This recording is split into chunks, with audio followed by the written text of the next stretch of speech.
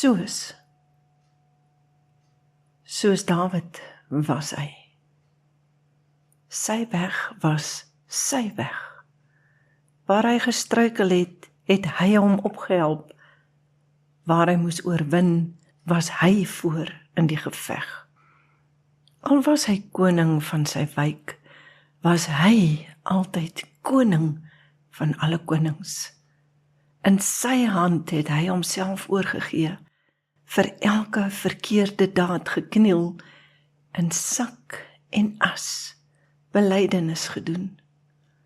Telkens weer met hom versoen, tot op sy laaste sterwensbed het hy sy lewe aan hom, wat aan alles lewe gee, onvoorwaardelik oorgegee. Geskryf deur Teerlag, gelees deur Margaret.